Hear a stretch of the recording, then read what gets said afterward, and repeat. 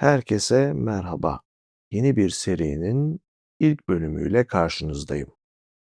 Bu seride sizlerle çok özel ama bir o kadar da yanlış anlaşılabilen bir dünya üzerine konuşacağız. Yani operanın dünyası. Birçoğumuz için opera kelimesi sıkıcı, anlaşılmaz, sadece çok zenginlerin veya entelektüellerin anladığı, sahnede sürekli yüksek sesle bağıran insanların olduğu o ulaşılmaz sanatı çağrıştırır. Ama inanın bana, işin aslı hiç de öyle değil. Opera üzerine konuşmak aslında insan olmanın en saf ve en çıplak hali üzerine konuşmak demektir. Şöyle düşünün, bugün sinemada izlediğiniz o gişe rekorları kıran dramatik filmler ya da televizyonda nefesinizi tutarak izlediğiniz bol entrikalı, heyecanlı diziler hep operanın torunları, çocukları gibidir. Opera, kıskançlığın, ihtirasın, imkansız aşkların, ihanetin ve kahramanlığın en yüksek sesle, en tutkulu melodilerle anlatıldığı dev bir sahne şovudur. Sadece modern zamanın mikrofonları ve bilgisayar efektleri yerine insan sesinin o inanılmaz, tüyler ürpertici gücü ve devasa bir orkestra vardır.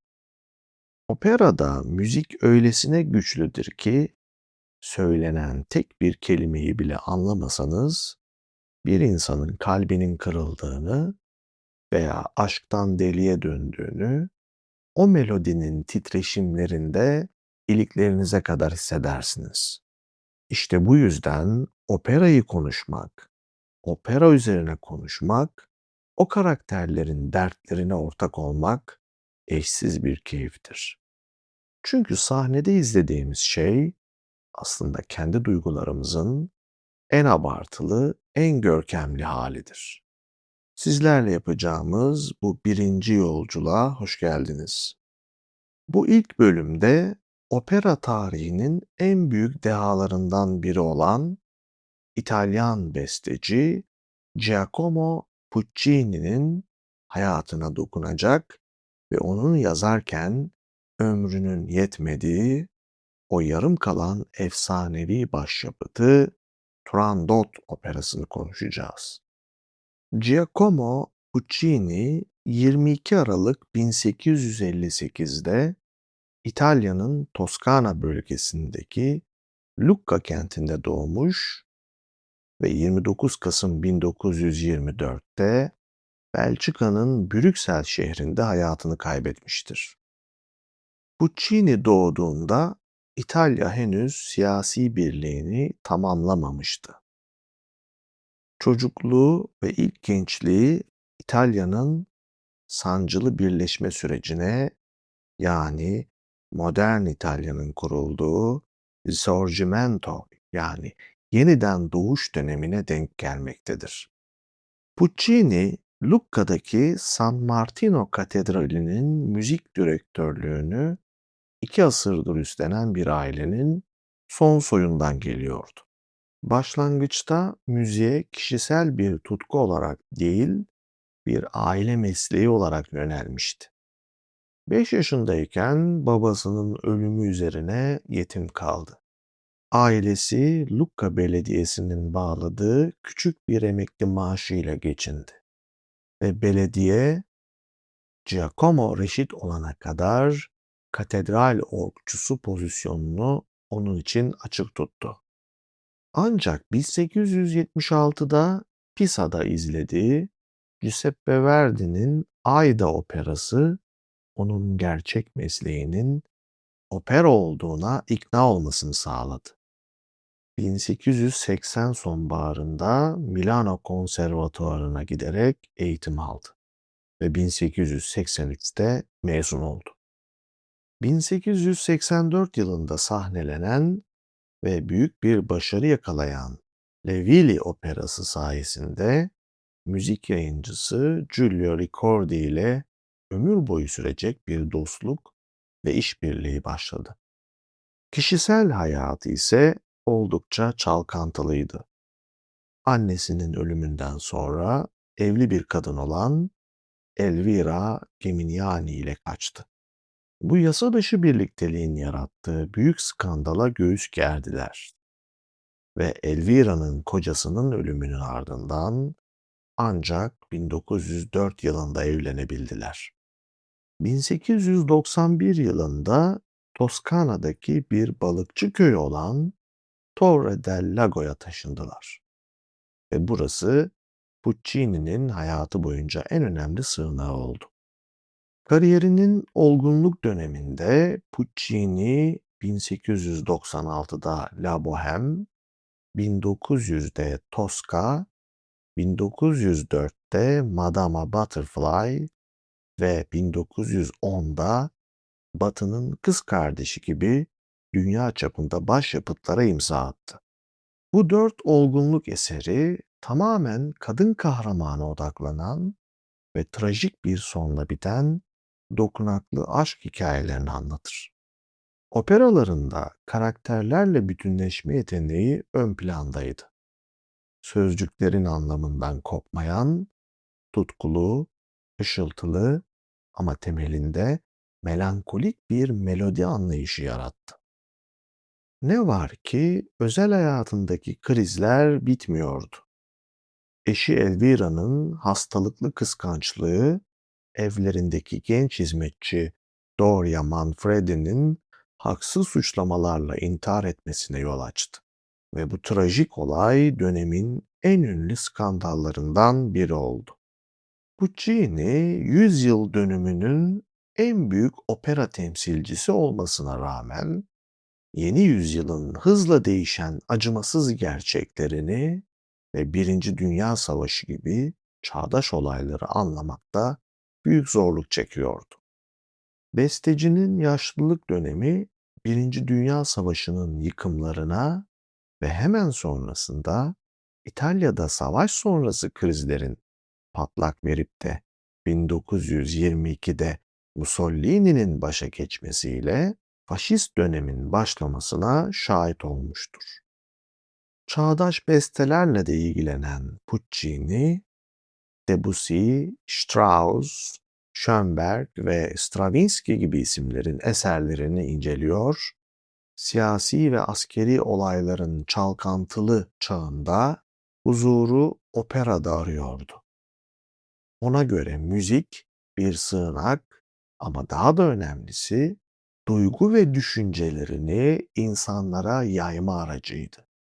Bu yüzden çağdaş bestelerle de ilgileniyor, Debussy, Strauss, Schönberg ve Stravinsky gibi isimlerin eserlerini inceliyor, kendisine yeni bir opera dili oluşturmaya çalışıyordu. Son operası olan Turandot, 18. yüzyıl İtalyan oyun yazarı Carlo Gozzi'nin anlattığı bir masala dayanmaktadır. Ve empresyonist yani izlenimci tarzdaki tek İtalyan operasıdır.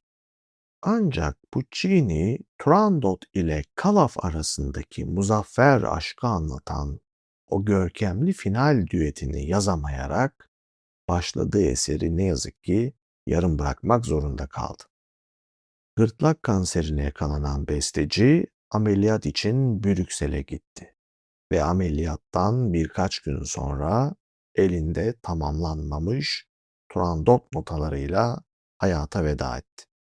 Turandot, bestecisinin ölümünden sonra 25 Nisan 1926'da La Scala'da sahnelendi.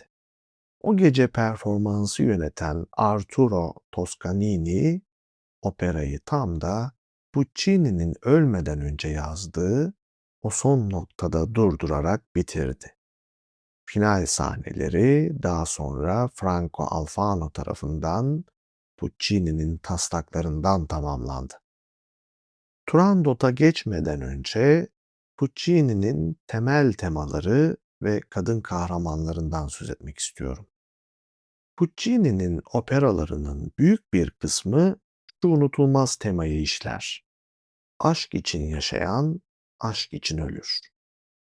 Bu tema sevgililerine bedenen ve ruhen adanmış, suçluluk duygularıyla kıvranan ve en sonunda yok olana dek acıyla cezalandırılan kadın kahramanların kaderinde hayat bulur.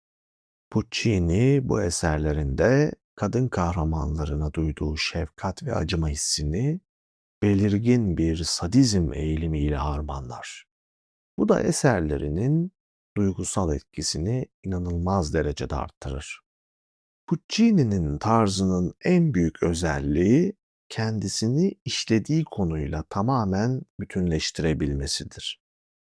Bu sayede her operasının kendine has, eşsiz bir atmosferi oluşur.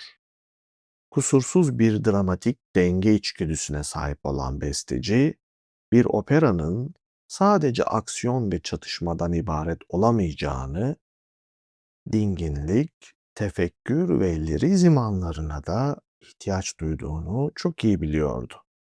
Tam da bu anlar için tutkulu, ışıltılı ama temelinde karanlık bir hüzün barındıran yepyeni bir melodi türü yarattı. Kendi kişisel hayatındaki kalıcı melankoliyi yansıtan veda ve ölüm aryaları bu müzikal dehasının en güzel örnekleridir. Puccini'nin eserlerine yaklaşımı kendi sözlerinde gizlidir. Bir operanın temeli konusu ve o konunun nasıl işlendiğidir diyor. Bir hikayeyi sahnede dokunaklı bir drama dönüştürmek onun için her şeyden önemliydi ve kurgu aşamasına en az müziğin kendisine harcadığı kadar emek veriyordu. Operalarındaki olay örgüsü o kadar sade ve acıktır ki seyirciler söylenen sözleri anlamasalar bile sahnede olup biteni kolayca kavrayabilirler. Puccini'nin melodi anlayışı köklerini 19. yüzyıl İtalyan opera geleneğinden alır. Ancak kullandığı armonik ve orkestral yapı, empresyonistler yani izlenimciler ve Stravinsky gibi çağdaş gelişmelerden ne kadar haberdar olduğunu gösterir. Orkestraya her ne kadar çok daha aktif bir rol verse de şarkıcıların müziğin asıl yükünü taşıdığı o geleneksel İtalyan vokal tarzını her zaman korumuştur. Pek çok açıdan tipik bir yüzyıl sonu sanatçısı olan Puccini, tüm bunlara rağmen opera gerçekçiliğinin en büyük temsilcisi olarak tarihe geçmiştir. Bu noktada 19. yüzyıl opera geleneğinden biraz bahsetmek istiyorum. 19. yüzyılın büyük bir bölümünde opera genellikle aristokratları, soyluları, tarihi kahramanları veya mitolojik figürleri sahneye taşıyan görkemli bir sanat dalıydı. Dönemin başlarında Rossini, Bellini, Donizetti gibi bestecilerle odak noktası tamamen insan sesiydi. Şarkıcıların ses sınırlarını zorlayan virtüözlüklerini, çevikliklerini ve nefes kontrollerini sergilemeleri beklenirdi. Müzikal yapı oldukça belirgindi. Karakterlerin duygularını ifade ettiği şatafatlı aryalar ile hikayenin konuşur gibi hızlıca ilerletildiği resitatifler birbirinden net çizgilerle ayrılırdı. Konular sıradan insanların günlük yaşamından çok uzaktı. Kralların düşüşleri, imkansız soylu aşklar, destansı savaşlar veya doğaüstü olaylar işlenirdi. 19. yüzyılın sonlarına doğru yani 1890'larda İtalya'da edebiyattaki naturalizm akımının etkisiyle ortaya çıkan verismo yani gerçekçilik akımı operayı sarayların ve mitolojinin ulaşılmaz dünyasından alıp sokağa indirdi. Kahramanlar artık krallar veya tanrılar değil, köylüler, işçiler, fahişeler, sıradan askerler ve alt sınıf vatandaşlardı. Hikayeler aldatma, kıskançlık, cinayet, yoksulluk ve şiddet gibi Son derece insani ama karanlık ve sarsıcı gerçeklere odaklandı. Arya ve resitatif arasındaki o keskin ayrım eridi. Müzik, dramatik akışı kesintiye uğratmadan tiyatro oyununa daha yakın ve sürekli bir bütün halinde ilerlemeye başladı. Orkestranın hikaye anlatımındaki rolü ve ağırlığı arttı. Şarkıcılardan sadece pürüzsüz ve güzel söylemeleri değil, yeri geldiğinde bağırışlar, hıçkırıklar veya çaresiz yakarışlarla çiğ, gerçekçi ve kontrolsüz duyguları sahneye yansıtmaları bekleniyordu.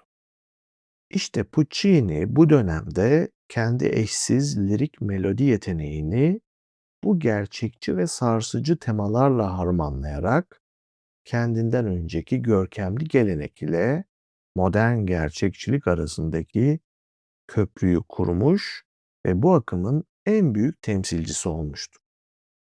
Şimdi gelelim Puccini'nin son operası Turandot'a.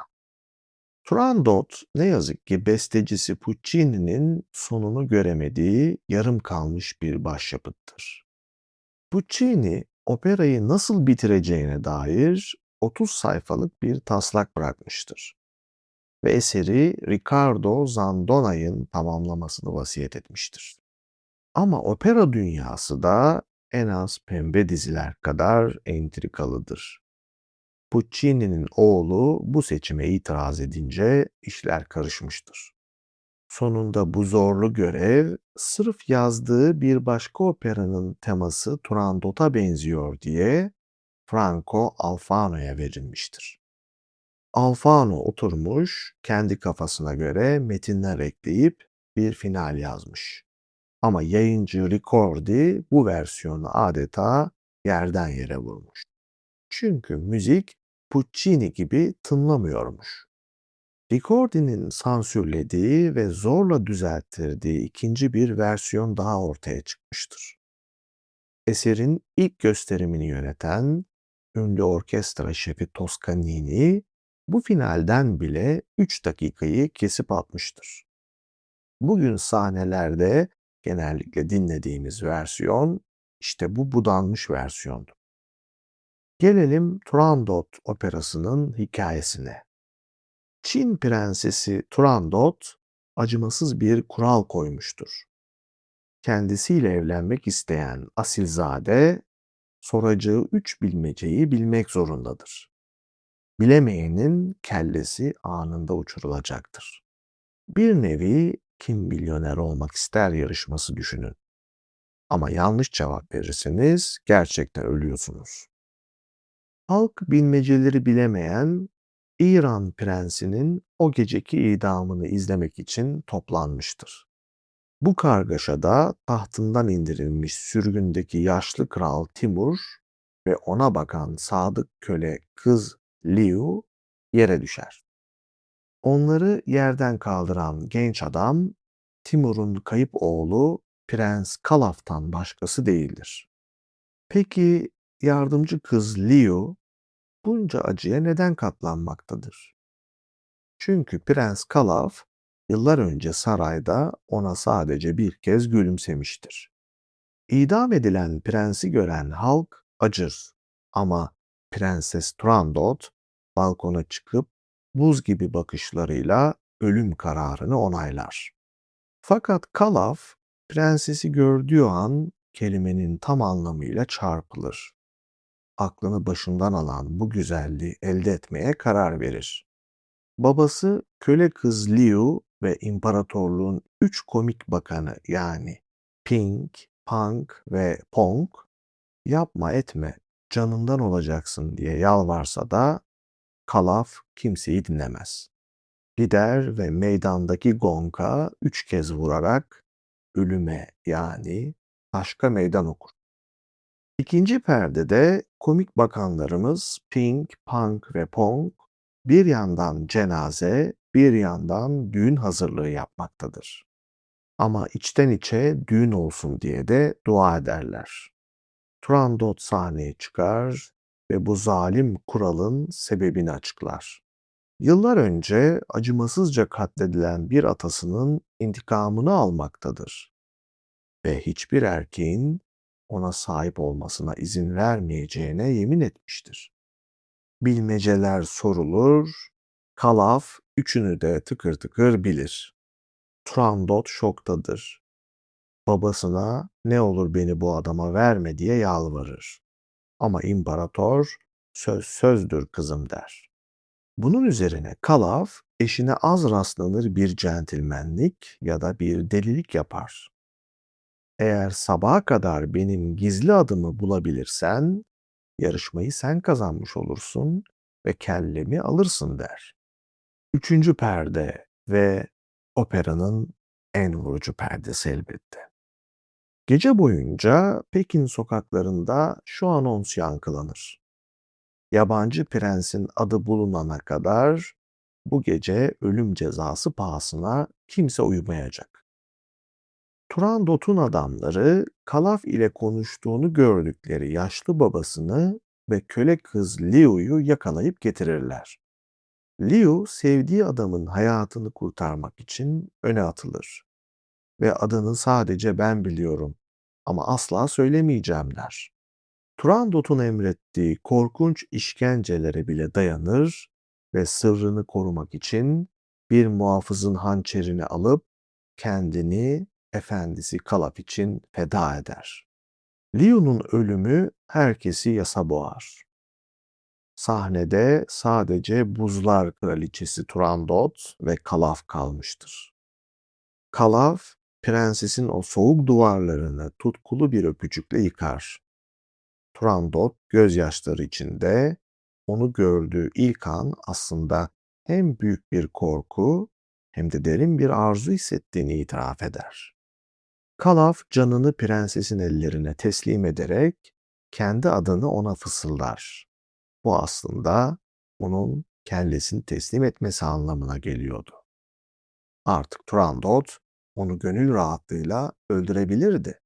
Ancak Turandot halkı toplar ve büyük bir zafer edasıyla yabancının adını açıklar. Onun adı aşktır der. Ve bu efsanevi opera aşıkların kucaklaşması ve halkın coşkusuyla muazzam bir final yapar. Evet, hikaye böyle. Uzak Doğu'da geçen bilmecelerin ve prenseslerin olduğu egzotik bir masal. Peki Puccini bize gerçekten sadece bir masal mı anlatmak istedi? Elbette hayır. Bu muazzam eserin kostümlerini ve makyajını kazıdığımızda siyasetin, toplum psikolojisinin ve insan doğasının en karanlık köşeleriyle karşılaşırız. Puccini bu eseri bestelerken dünya yangın yeriydi.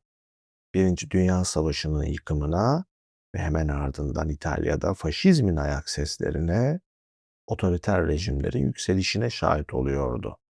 Operadaki Çin İmparatorluğu aslında katı kurallarla ve korkuyla yönetilen otoriter bir devleti simgeler. Sahnede izlediğimiz Pekin halkı ise modern kitlelerin harika bir yansımasıdır. Düşünün, kalabalık bir an kan susuzluğuyla celladı çağırıp tezahürat yaparken hemen bir saniye sonra ölüme giden gencecik prens için merhamet dilenir. Turandot kitlelerin gücün karşısında nasıl savrulduğunu, toplum psikolojisinin o tehlikeli ve değişken doğasını adeta yüzümüze vurur. Eserdeki karakterlerin müzikal kimlikleri aslında felsefi bir çatışmayı temsil eder. Prenses Turandot, geleneksel ve mesafeli Asya melodileriyle devletin o soğuk, tavizsiz ve kuralcı yapısının sembolüdür. Prens Kalaf ise bizim alıştığımız o batılı romantik melodilerle şarkı söyler. O, aklın, kuralların ve bilmecelerin dünyasına bireysel tutkuyla ve aşkla baş kaldıran batılı bir isyankârdır. Puccini bize aslında şunu sormaktadır. Devletin koyduğu buz gibi kanunlar mı kazanacak, yoksa bireyin kalbindeki o önlenemez ateş mi? En nihayetinde Puccini'nin sanat felsefesinin kalbinde hep şu yatıyordu: aşk için yaşayan, aşk için ölür. Bu operada aşk sevimli bir duygu değil, tehlikeli, acımasız ve bedel isteyen bir güç. Eserde Turandot ve Calaf aslında mitolojik, efsanevi ve ulaşılamaz figürlerdir. Bize uzak gelirler. Ama köle kız Liu öyle değildir. Liu, Puccini'nin köklerinden gelen o opera gerçekçiliğinin eserdeki son temsilcisidir. O etten, kemikten, sıradan, ezilmiş bir insandır. O saf sevgiyi temsil eder. Hayatından kolayca bir çırpıda vazgeçebilen basit bir varlıktır o. Başkalarının aşkı için feda edilebilecek birisi. Felsefi olarak Turandot'un o buzdan kalbini kırmak ve dünyayı değiştirmek için Leo gibi saf bir masumiyetin kendini feda etmesi gerekir. Büyük dönüşümler masumların kanı üzerinden yükselir. Keza büyük aşklarda. Puccini'nin operayı Calaf ve Turandot'un o büyük aşk düetini yazamadan gırtlak kanseri nedeniyle vefat ederek yarım bıraktığını söylemiştik. Ama müzikologlar hep şunu tartışmakta: acaba eseri sadece hastalığı yüzünden mi bitiremedi? Birinci Dünya Savaşı'nın acımasızlığını görmüş bir sanatçı, Leo gibi masum bir kadının işkenceyle ölümünün hemen ardından iki ana karakterin sanki hiçbir şey olmamış gibi cesetlerin üzerinden atlayıp neşeyle kucaklaşmasına kendi vicdanını inandırabilmiş miydi?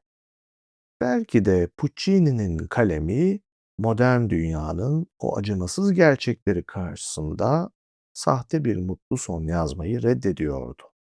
Peki 100 yıl önce yazılmış, Uzak Doğu'da geçen bu masal bugün bize 21. yüzyıl insanına ne anlatıyor?